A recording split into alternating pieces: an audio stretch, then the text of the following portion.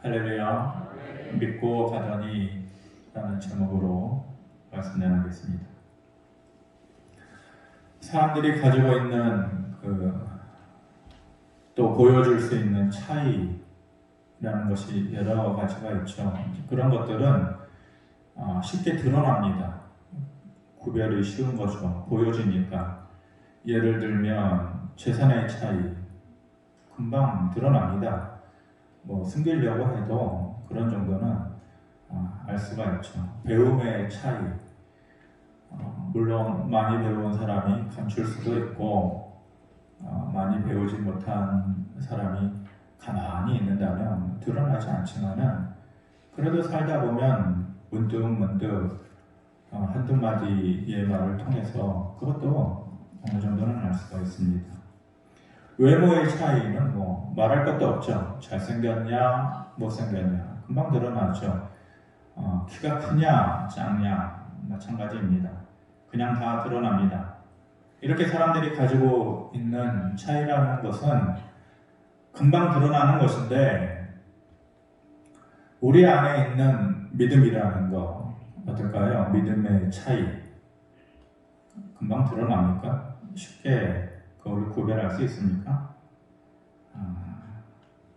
쉽지가 않습니다. 물론 오랫동안 상담을 해본 사람은 누군가가 자기의 문제를 가지고 상담하려고 내 앞에 딱 앉아 있으면 몇 마디 나눠보면 금방 알아요. 이 사람이 뭐가 문제인지 뭘 상담하기 위해서 하는지 그 촉이라는 게 있잖아요. 그런 정도는 알 수 있죠. 근데 목사도 말씀의 기준에 근거해서 보면은 믿음의 차이라는 것이 어느 정도는 더 보여줄 수 있죠. 하지만 꼭 그런 것만은 아니더라고요. 지내보니 그래요. 믿음이 좋은 줄 알았는데 파헤쳐보니 그렇지 못한 사람도 있고 이 사람은 드러나는 믿음의 모습이 없는 줄 알았는데 막상 보니 그 깊이가 깊은 사람도 있고 그러니까 그게 절대적이지 않은 것이에요.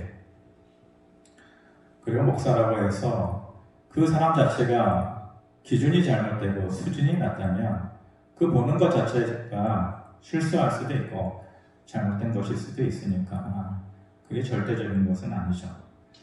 사람의 차이는 그렇게 금방 알 수 있는데 믿음의 차이는 그렇게 말하기 쉽지 않아요. 믿음의 차이는 아주 미세한 것에서 차이가 나요. 그래서 보기가 힘들고 말하기도 어려워요.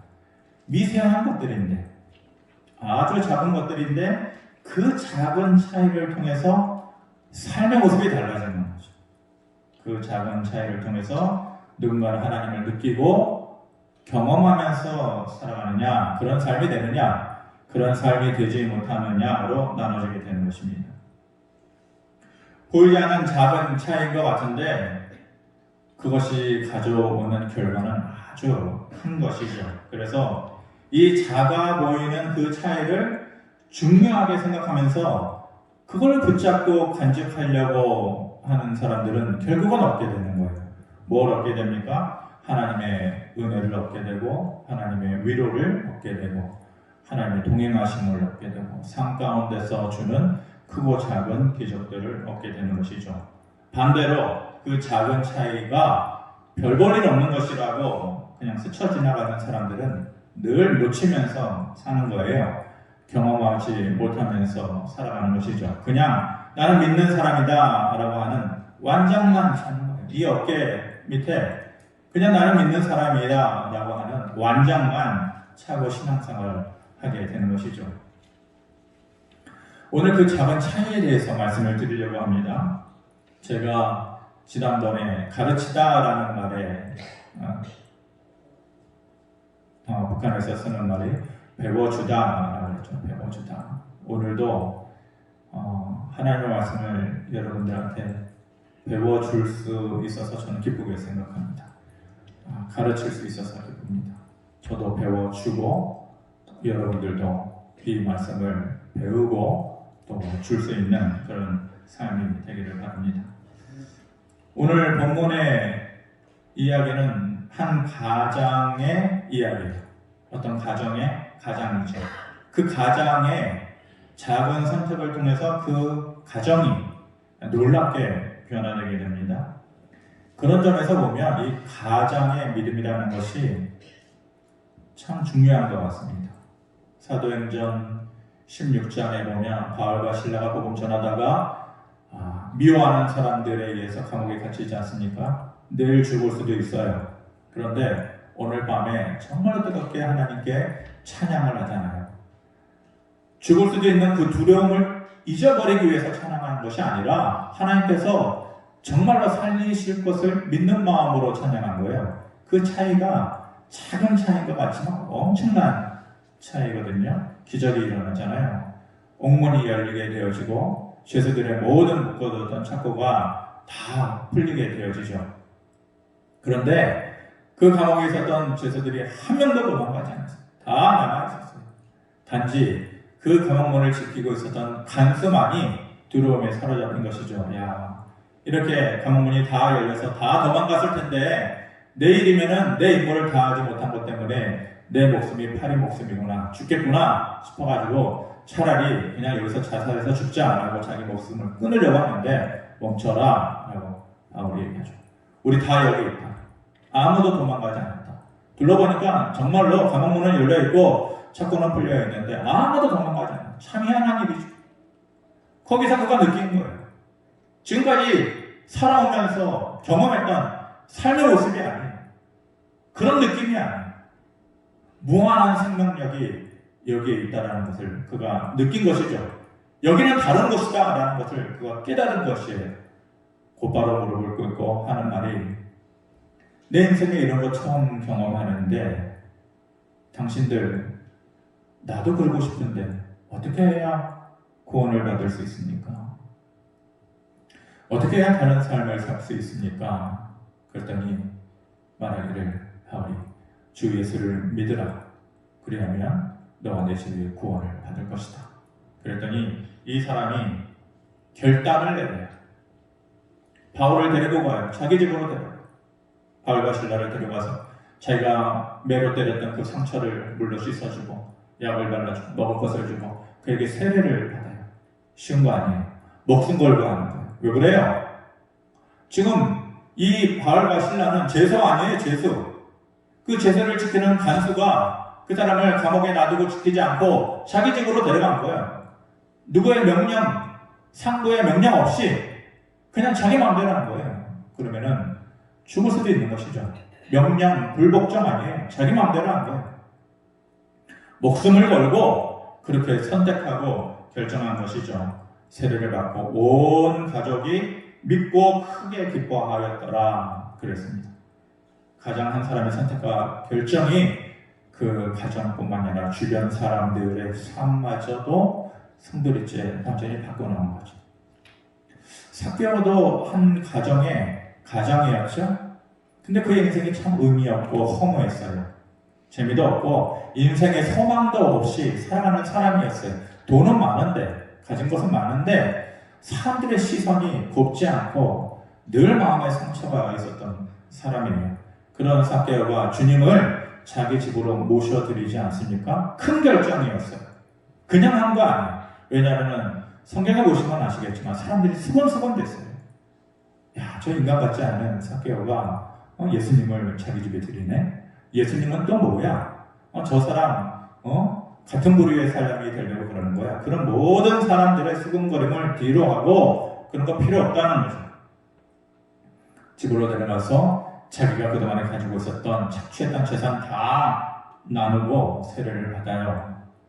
그랬을 때 예수님께서 말씀하시기를 오늘 구원이 이 집에 이르렀다. 그런 축복을 하나님께서 허락을 해주시는 것이죠. 본문에 나오는 이 사람도요, 선택과 결정을 통해서 그 가정을 완전히 바꿔놓은 사람이에요. 이 사람이 처음부터 잘했나요? 그렇지 않아요. 자격 없는 사람이었어요. 부족한 사람이었어요. 그런데 그 사람이 바꿔놓아요. 그 상황을 바꿔놓는 것이죠. 그리고 그의 삶은 달라지게 돼요. 어떻게 달라지느냐? 그의 삶의 오늘 본문을 보면은 세 단계로 세 가지 모습으로 변화를 겪게 되는데, 첫 번째는 그 인생에 막힘이 있었어요.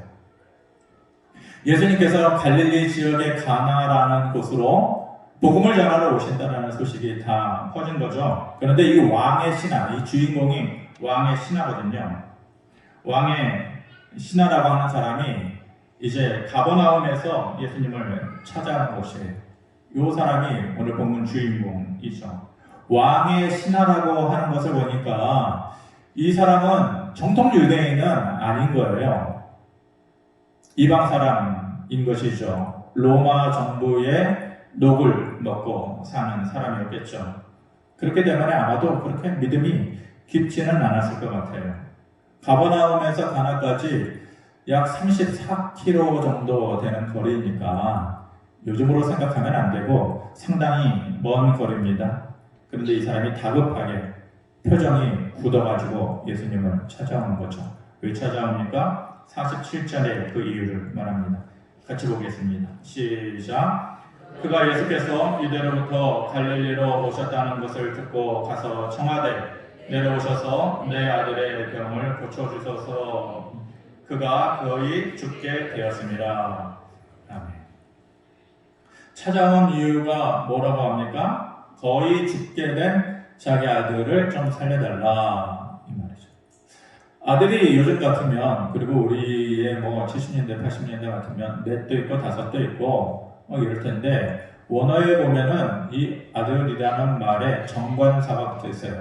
문법을 좀 아시는 분들은 아시겠지만은 그 아들이 있고, 달리 말하면 외아들이 하나 있는 딸랑 아들 하나 있는데 그 아들이 죽게 된 그런 상황인 거예요. 부모로서 얼마나 마음이 다급하겠습니까?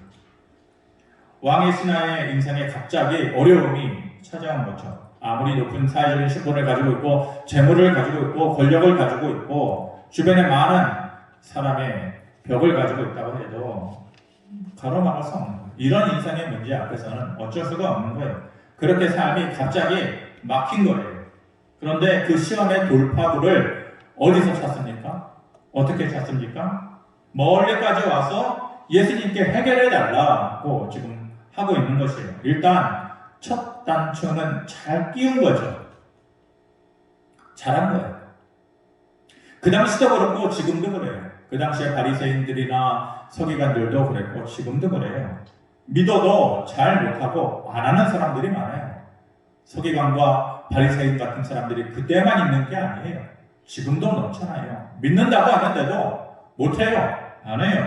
그런데 일단 이 사람 성공한 거예요. 일단 내 삶의 문제를 가지고 누구를 찾아가느냐, 누구 앞에 내가 서느냐, 그거에 대한 선택을 이 사람이 일단은 잘한 거예요. 그런데 생각지도 못했던 인생에 그 사람이 또 다른 어려움을 만나게 되는 것이죠. 그게 뭔가 예수님의 냉대였어요. 찬바람 부는 예수님의 말씀이었어요. 48절에 이렇게 얘기합니다. 예수께서 이르시되 너희는 표적과 기사를 보지 못하면 도무지 믿지 않는구나. 좋은 말 아니죠? 그렇게 다급하게 와가지고 부탁을 하고 있는데, 표적과 기사나 구하는 이것들아, 심하게 얘기하면 바리새인들한테 했던 말들이 있지, 독사의 자식들아, 이런 거죠. 아니 지금 간절한 마음으로 찾아왔는데 예수님의 냉대의 모습을 보여주고 있는 거예요. 딱 한 사정을 듣고 그래 어디 한번 가보자, 그게 아니에요. 그 당시에 유대인들, 특히 바리새인들과 서기관들이 그랬거든요. 예수님을 받아들이지 않았어요. 그 말씀을 받아들이지 않았어요. 그러면서 너가 정작 하나님의 아들이거든 보여봐라. 표적과 기사를 보여봐라. 너가 하나님의 아들인 것을 좀 증명해봐라. 정작 그 표적과 기사를 보여줘도 믿지도 않으면서, 믿지도 않아요. 말씀의 능력을 인정하려고 하지 않으면서 거들먹거리는 거죠. 목에 힘을 주면서 가짜 신앙으로 살아가는 사람들이 바로 그들이었다는 거예요. 요즘도 우리가 주의해야 될 모습이 이런 것들이 있습니다. 잘 모르시겠지만은 알게 모르게 그런 모습들이 많이 있습니다. 신사도주의 운동도 있고 표적과 기사를 보여주는 거, 병고침의 능력이라고 보여주는 거. 그런 것들이 사소한 것 아니죠. 잘못된 것 아니죠. 귀중한 것입니다. 소중한 것입니다. 사람마다 다 다르잖아요. 간절하게 지푸라기라도 잡고 싶은 사람들에게 있어서는 얼마나 소중한 경험입니까? 그런데 그것만 따라다니는 사람들의 그 신앙의 모습을 보고 또 얘기를 해보면 말씀의 깊이가 너무 낮아요. 이리저리 흔들리는 거죠. 작은 바람에도 흔들리는 거죠. 표적만 따라다니는 사람들을 향해서 예수님께서 그 당시에 책망을 하셨던 거죠. 신앙과 믿음은 점포가 아니에요. 마트가 아니에요. 여기에 뭐가 좋다더라, 저기서 세일한다더라, 열리에 제껴놓고 가가지고 줄 서서 구경하고 가는 거는 그런 게 아니에요. 표적과 기사를 따라다니듯이 말씀 제껴놓고 보여지는 현상만을 따라다니는 거 믿음의 참 모습이 아닙니다. 그때도 그랬고 지금도 그런 사람들을 향해서 예수님께서 책망하시는 거죠. 지금의 이 가장이, 이 왕의 신하라고 하는 가장이 그 말을 했느냐? 그래 보이지는 않아요. 정확하게 예수님께서 그 사람을 너희는 이라고 얘기하니까 그 사람을 향해서 말했다라고 볼 수는 없지만 아마 예수님께서는 그 사람과 또 로마의 백부장의 모습을 동시에 떠올렸을 수도 있는 것이죠. 로마의 백부장 얘기 잘 아시죠? 종이, 자기가 거느리고 있는 종이 죽을 병에 걸렸을 때 예수님께 고쳐달라고 찾아왔던 이방인 아닙니까? 그러니까 지금의 이 왕의 신하도 이방인이고 로마의 백부장도 이방인이에요. 똑같은 거예요. 로마의 군인이었으니까. 백부장이 자기 종이 죽게 된 것을 보고 사람을 보내서 예수님 좀 고쳐주세요. 그때 예수님께서 허락하시고 그래 가자라고 했잖아요. 그런데 사람들을 통해서 백부장이 이런 말을 하죠. 예수님 오실 필요 없어요. 말씀만 해달라. 여기까지 오실 필요가 뭐가 있나요? 저도 내 밑에 100명 정도 부하 거느리고 있는 군인입니다. 내 말에 능력이 있어요. 위험이 있어요. 내가 한번 말하고 나면 뒤돌아서면 내가 말한 대로 그대로 되어 있는 거, 그런 능력이 나한테도 있단 말이에요. 그런데 당신 하나님 아들 아니십니까? 뭐하러 오시나요? 그 말씀의 능력으로도 충분히 되는, 저 같은 사람도 말에 능력이 있어서 그 결과를 보는데 예수님 정도면 충분하지 않습니까? 그러니 오실 필요 없어요. 말씀만 해달라고.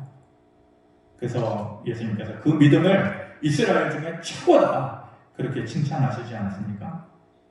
아마 그 둘의 모습, 이 왕의 신하와 그 백부장의 둘의 모습을 동시에 떠올리면서 예수님의 마음이 이랬겠죠. 너는 어떠냐? 너는 너의 아들의 죽어가는 그 모습 앞에서 너가 좀 더 깊은 믿음의 모습을 가질 수 없더냐? 너가 먼저 그럴 수 없더냐? 아마 아쉬운 마음에 예수님께서 그리 하셨을 것입니다. 그리고 그 신하에게 또 하나의 믿음의 부족한 모습이 있었어요.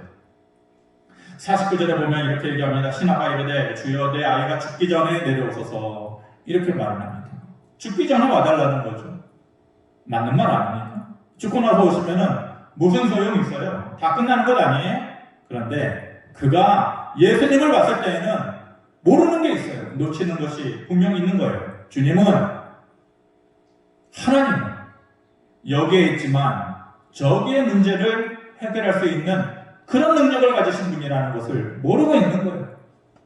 공간의 차이가 문제가 아니라는 거, 하나님께 있어서는 여기에 있어도 저기의 문제를 해결할 수 있는 말씀의 능력이 있다는 것을 이 사람이 믿지 못하고 있는 거예요.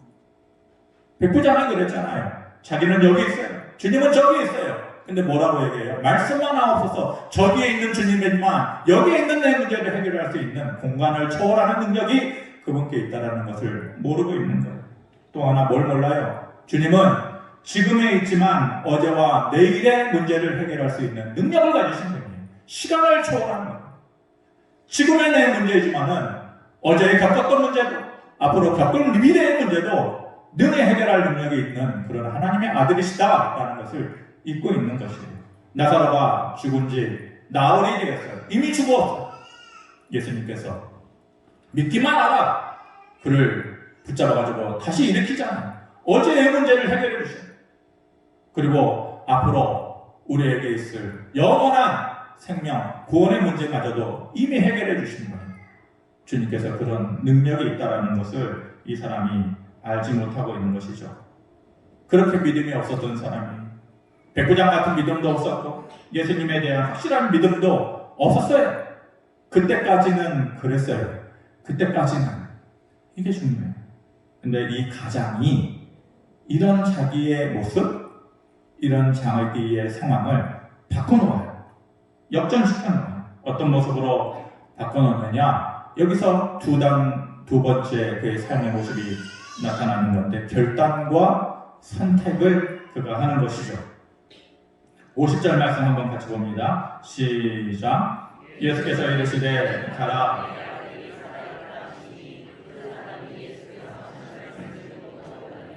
아멘. 예수님께서 말씀하십니다. 다행히도 너희 아들이 살 것이다. 이미 살아났다. 어떤 성경에는 살 것이다. 그러면서 이제 가라라는 거죠. 이제 가라. 그럼 보통 여러분들은 감사합니다. 가겠어요? 그러시려나 보네요. 다들 표정이. 믿음들이 워낙 좋으시니까. 보통은 그럽니까? 보통 부모는 그런가요? 주님, 직접 가주시면 안 되겠어요? 제 손을 붙잡고 좀 같이 가주시면 안 되겠어요? 만약 같이 가주실 것 같지 않으면 어떤 표적이라도 보여주시면 안 돼요? 어떤 징표라도 좀 보여주시면 안 되겠어요? 보여주기 전에는 절대로 못 갑니다. 아니 자식이 잃어버릴 만한 그 상황 앞에 있는 부모가 뭘 못해요? 뭐가 부끄러워요? 주님, 같이 갑시다. 뭐라도 보여달라고. 내 손에 좀 쥐어달라고. 그래야 되는 거 아니에요?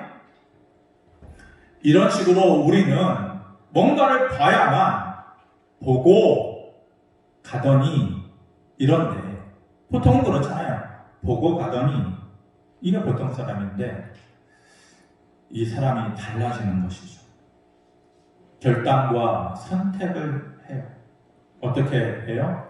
믿고 가더니 보여지는 것이 없는데 보고 가더니가 아니라 믿고 그 말씀의 능력을 믿고 마치 백부장처럼 달라지는 거예요. 삶의 전환점이 이 시점에서 완전히 바뀌는 거예요. 이 사람의 생각도 바뀌고 이 사람의 삶의 모습도 바뀌고 이 사람의 믿음도 바뀌고 이 사람의 가정도 바뀌고 이 시점에서 완전히 달라지는 거예요. 믿고 가더니 이 시점이 달라지는 거예요. 믿다라는 말 결단하다죠. 가더니는 선택이에요. 결단과 선택을 지금 하고 있는 것이에요. 가 말어. 가야 돼 말아야 돼. 지금 이분의 말을 지금 참으로 믿어야 돼 말아야 돼. 막상 갔는데 내 아들이 죽어버리면 어쩌지? 이미 죽어 있으면 어쩌지? 얼마나 온갖 생각이 많았겠어요. 그런데 이 사람이 제대로 된 판단을 내리는 거죠. 첫 번째, 예수님을 찾아간 단추를 잘 끼우고 두 번째, 확실한 단추를 잘 끼우고 있는 거예요. 그전에는 이런 믿음이 없었는데 지금 하시는 그 말씀대로 될 것이다 라고 하는 확신이 그에게 생기는 것이죠. 그래서 그의 모든 것을 올인하고 있는 거예요. 모든 것을 다 걸고 있는 거예요. 뭘 걸고 있어요? 자기 아들의 생명을 걸고 있잖아요. 자기 가족의 행복을 걸고 있어요. 자기 인생의 앞으로의 모습을 다 걸고 있는 거예요. 여러분, 믿음은요, 신앙생활은 보고 가더니가 결코 아니에요. 우리가 신앙생활을 한다는 것은 최종적으로는 믿고 가더니가 되어야지 보고 가더니가 되면 안 되는 것이죠. 아주 어린아이의 수준에 머물러 있는 것이죠. 요한복음 24장에 부활하신 주님께서 제자들에게 나타나셨어요. 근데 그때 도마가 없었어요. 마침. 그래가지고 도마가 말하기를 야 부활하신 주님이 나타나셨다. 나는 못 믿겠어. 그 주님의 못자국난 손에 내 손을 집어넣고 그 허리춤에 내 손을 찔러놓지 않고서는 절대로 믿을 수 없어. 그렇게 얘기했단 말이에요. 예수님께서 또다시 제자들에게 나타나서 도마야 너의 손을 내 옆구리에 넣어봐라. 도마가 옆구리에 손을 넣었더니 천자국이 있어. 못자국이 있는 거예요. 그러면서 비로소 그때서야 깨닫고 정말 주님이시, 정말 구원하신 주님 맞으시군요. 그랬더니 주님께서 뭐라 그래요? 너는 나를 보고서 믿느냐? 보지 못하고 믿는 자가 복되다. 이렇게 얘기했잖아요. 그러면서 믿음 없는 자가 되지 말고 믿는 자가 되라. 도마가 안 믿는 자예요? 믿는 자예요. 우리가 안 믿는 자예요? 믿는 자예요. 도마보다 오래 믿었을까요? 40년, 50년 더 믿었을까요? 그런데 믿음 없는 자가 되지 말고 믿는 자가 되어라. 역으로 보고 믿는 것은 진짜 믿음이 아니라는 것이잖아요. 그런데 이게 보통 사람의 수준, 보통의 신앙인들의 수준이에요. 이게 우리들의 수준이에요. 그러니 이게 안타까운 것이죠. 그런데 신앙은 그 한계를 때로는 뛰어넘어야 돼요. 늘 보고서 내 눈으로 확인하고서 내 손에 쥐어지는 것을 보고 믿더니 이 수준에 이 삶이 머물러 있는 우리들의 모습이나 우리 신앙은 때로는 그 한계를 뛰어넘어야 돼요. 언젠가는 그 한계를 뛰어넘어야 돼요. 그것이 우리가 가지고 있는 믿음의 숙제인 것이죠. 세 번째로 이 사람이 변화를 경험합니다. 53절에 이렇게 얘기합니다. 그의 아버지가 예수께서 내 아들이 살아있다 말씀하신 그때인 줄 알고 자기야 그 온 집안이 다 믿으니라. 집으로 가는 길에 또 다른 종들이 와서 얘기합니다. 아들이 기적적으로 살아났다는 거 얼마나 기뻐요. 아버지의 입장에서 그 소식을 들었을 때에 정말 기뻐가지고 제일 먼저 할 일이 뭐겠어요? 눈앞에 뭐가 들어오고 있어요? 빨리 집으로 달려가가지고 죽을 뻔한 아들, 살아난 아들 가슴팍에 안고 기쁨을 나누는 거 외에 뭐가 있겠어요? 그런데 그가 제일 먼저 한 일이 뭐예요? 52절에 그 낫기 전에 시작한 때를 물은즉 어제 7시에 열기가 떨어졌나이다 하는지라. 아들이 살아난 기쁨도 기쁨인데 언제 나았느냐가 궁금했던 거예요. 어제 7시에 낫기 시작했습니다. 예수님께서 내 아들이 살 것이다 라고 말씀할 때는 그때구나. 보통 기도 응답되면은 기뻐하다가 다 잊어버리죠. 어떤 사람은 기뻐하다가 잊어버릴 뿐만 아니라 오히려 떠나가는 사람도 있어요. 하나님 하신 일을 잊어버려요. 그런데 이 사람은요 기억을 해요. 더듬어요. 들성식품 나무는 떡잎부터 알아본다. 들성식품 믿음은 떡잎부터 알아본다. 은혜 받을 만한 사람의 모습은 떡잎부터 보여주는 것이죠. 제대로 믿을 줄 아는 사람. 이방인이었지만 처음에는 그런 자격 없었던 사람이지만 처음에는 그런 믿음 없었던 사람이지만 이 사람은 들성식품 믿음 가지고 있었던 사람이에요.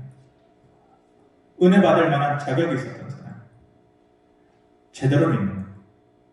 그래서 집으로 돌아가서 죽은 줄 알았는데 다시 살아난 그 아들을 위해서 사람들 다 불러다가 동네 잔치한 것이 아니고 믿음 잔치한 하나님을 기억하고 있는 것이 믿음의 새 출발을 하고 그 다음날부터 완전히 그 가정이 다른 삶을 살았겠죠.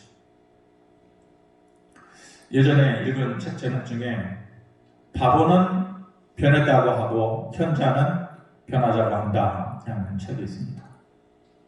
설명 안 들어도 의미는 알겠죠. 바보스럽게 사는 사람은 변했다고 변했어. 나 이미 했어. 나 됐어. 이 정도면 됐어. 어리석은 사람은 늘 그렇게 얘기한다. 현자는 변하자고 한다. 아니야. 아직도 부족해. 변해야 돼. 믿음을 잘 모르는 사람들은요. 이 정도면 됐다고. 믿음 생활 잘했다고 생각해. 여기서 얼마큼 더 나아가야 되느냐? 아닌걸요. 그렇게 얘기한단 말이에요. 축복받았다고. 이 정도면 축복받았지. 우리의 믿음은 계속해서 변해가야 하는 것이 자라나야 하는 것이 그러기 위해서 우리의 가정들이 변해야 돼요. 우리의 가장들, 그 가정의 한 가장들이 변해야 되는 것입니다. 누가 가장입니까? 누가 한 가정의 가장입니까? 남자가 가장입니까? 돈 벌어다 주는 사람이 가장입니까? 아니에요. 그 사람이 가장 아니에요. 가장은 그 가정을 믿음으로 그 어려운 장벽 앞에서 참아낼 줄 알고, 기다릴 줄 알고, 인내할 줄 알고, 말씀의 능력을 백부장처럼, 이 왕의 신하처럼 전에는 못했지만 지금은 변한 모습으로 그 말씀의 능력을 의지하고 그 말씀의 능력으로 그 가정을 이끌어갈 줄 아는 사람, 그 사람이 가장. 이런저런 이유로 요즘 우리 가정들이 많이 힘이 듭니다. 사람들이 다 다르니까 가정 안에서의 가정 구성원의 퍼즐이 하나가 빠져있는 가정들도 많이 있죠. 그런데 우리 가정에 누가 없고 누가 부족하고 그거 문제 아니에요. 결코 그거 문제되지 않아요. 사람 하나 더 있다고 그 가정이 완성된 가정입니까? 사람 하나 더 있다고 그 가정이 행복한 가정이에요? 정말 그래요? 사람 하나 더 있다고 그 가정이 믿음의 가정이에요? 반대로 사람 하나 없다고 그 가정이 부족한 가정입니까? 그게 아니에요. 이렇게 믿음의 결단과 판단을 할 줄 알고, 그래서 그 가정에 큰 기쁨이 있더라라는 열매를 가져다 줄 줄 아는 사람, 그 사람이 가장인 것입니다. 남자냐 여자냐 전혀 상관없어요. 늙었냐 젊었냐 전혀 상관없어요. 내가 늙음하게 돈이 있냐 없냐 이런 문제 전혀 상관없는 거예요. 그렇게 우리의 믿음이 계속해서 변해가야 되는 것이고, 그 변화하려는 노력 중에 가장 핵심적인 것이 이 왕의 신하가 보여줬던 두 번째 변화의 모습이었던 결단과 선택이에요. 결단과 선택.